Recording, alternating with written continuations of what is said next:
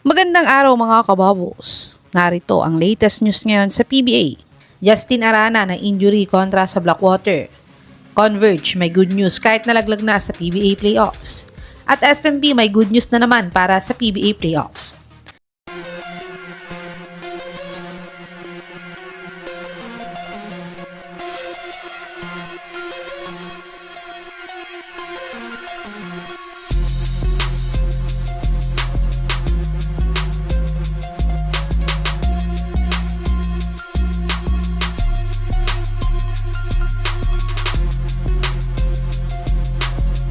Tinambakan nga ng Converge ang Blackwater ng 14 points sa score na 136-122. At ang best player nga ng larong ito ay si Juan Gomez Deliano na nagtala ng 25 points, 5 rebounds at 3 assists sa kanilang panalo. Yun nga lang ay eliminated na sila sa playoffs contention kaya't non-bearing na din ang pagkapanalo nila. Pero ito nga ay magandang panimulang panalo para sa Converge para sa next conference campaign nila. Ngunit ang highlights nga ng larong ito ay na-injury pa nga ang star big man nilang si Justin Arana. At ayon nga sa reports na to ay nagsuffer nga siya ng Achilles strain injury at kailangan niyang ipahinga ito ng ilang linggo para gumaling.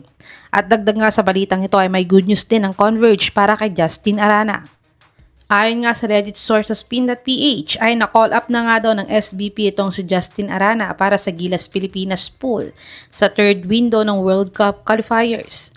Kaya dahil dito nga isasamahan niya ang mga teammates niya sa Converge na si Juan Gomez Deliano at Justin Baltasar sa pool ng Gilas para sa third window. Kaya 3 players na ng Converge ang kasama sa Gilas pool ngayong third window. Kaya good luck nga kay Idol Justin Arana at sana'y gumaling din siya agad para makasama siya sa Gilas pool ng third window. Kayo mga kababos, pwede bang mapasama si Justin Arana para sa Gilas Pilipinas lineup ngayong third window? I-comment nyo na po yan sa baba. Tumungo naman tayo sa balitang may good news na naman daw ang SMB para sa PBA playoffs. Tinambakan din ng SMB ang Phoenix ng 100 sa score na 116-104. At ang best player ng larong ito ay si Jericho Cruz na nagtala ng 20 points, 5 rebounds at 3 assists sa kanilang panalo. At dahil sa panalong ito ng SMB ay may 3-game winning streak nga sila papasok sa PBA playoffs next week. At ang good news pa nga nila ay hindi na nila makakaharap ang number 1 team na NLEX sa first round. Dahil hanggang 7th seed na lang ang babagsakan nila kung manalo ang TNT at Magnolia sa mga final games nila. At kung matalo naman sila parehas, ay ang SMB nga ang magwawagi sa 5th seed para sa PBA playoffs. Kayo mga kababos, anong team ang gusto nyong makaharap ng SMB sa first round ng playoffs? Rain or Shine, Barangay Ginebra or ang Meralco Bolts? I-comment nyo na po yan sa baba.